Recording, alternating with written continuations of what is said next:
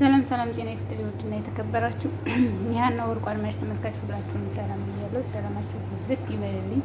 እንዴት ናችሁ? ደህና ናችሁ ወይ? ዛሬ የሩዝ ማባያ ችክኔ ይባላል። እንግዲህ የማታውቁ ካላችሁ ብዬ ነው። የምታውቁ ታውቁታላችሁ፣ ግን በብዛት አንዳንድ ቦታ ላይ እንደዚህ አይነት ጽፍ ሀሳብ ስስት ምንድን ነው ችክኔ የሚሉኝ አሉና ይኸው እንግዲህ ቃሪያ ወይም ሚጥሚጣ፣ በእኛ ሀገር ሚጥሚጣ ይሄ በጣም የሚያቃጥል ቃሪያ ነው ማለት ነው።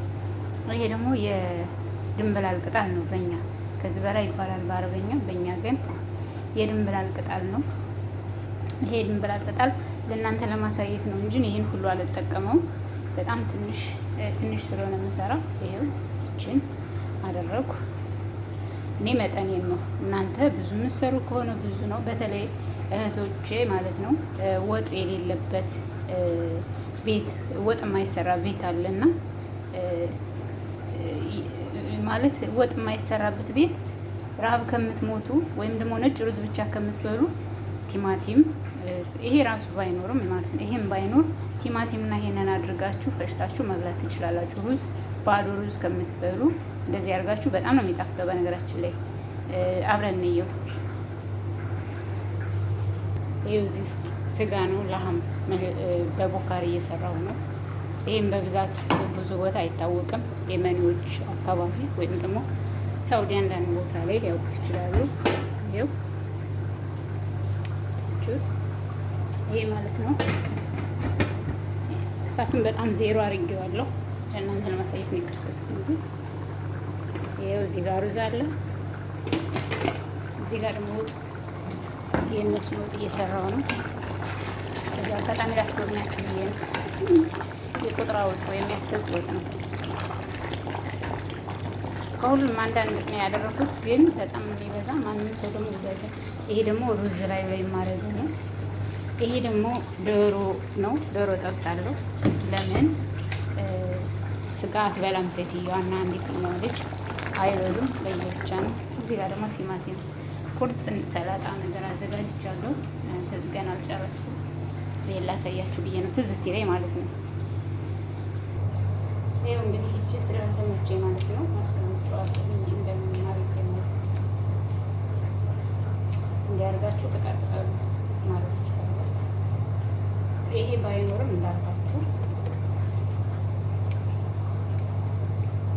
ይሄ እንጨትም ማለት ትችላላችሁ፣ ችግር የለውም ፍላጎታችሁ ከሆነ።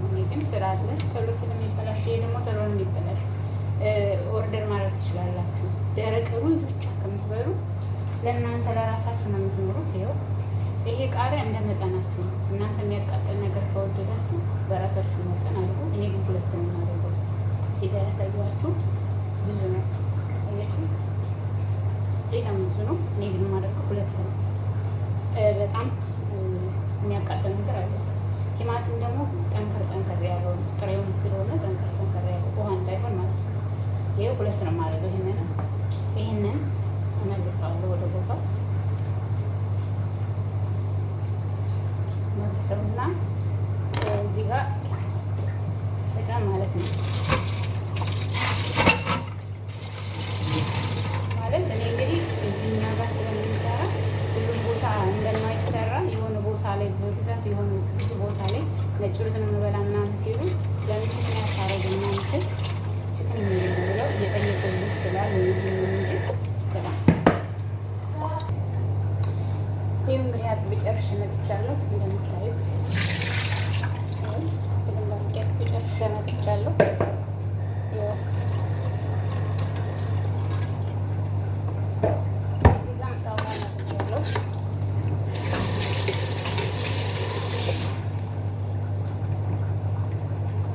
እንደዚህ ያላችሁ ጎረድ ነው የምታደርጉት። ጠንከር ያለ ቢሆን ይመረጣል።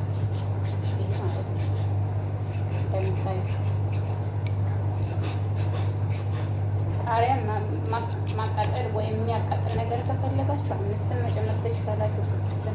ሰዎቹ ግን እኔ ስለማይወዱ ይሄ ሁሉ ጊዜ ምግብ ቤት በሉም አልበሉም ተሰርቶ ይቀርባል።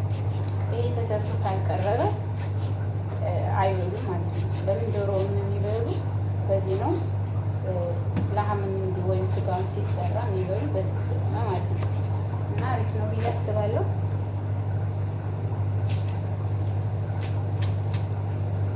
እንደምታዩት ነው።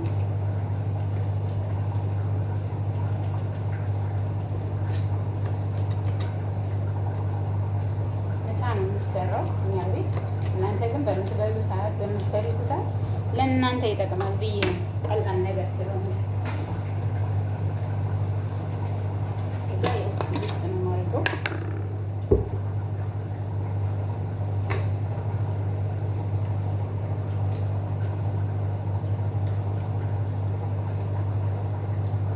እንግዲህ ጥራት ከሌለው ቀረጸው ምን ማድረግ አይቻልም ማለት ነው።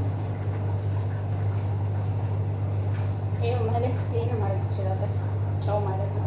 ጨው እየፈለጋችሁትን ጨው ማለት ትችላላችሁ።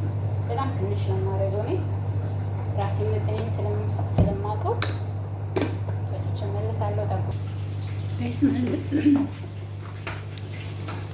ሙቀቱ እንዳይመስላችሁ።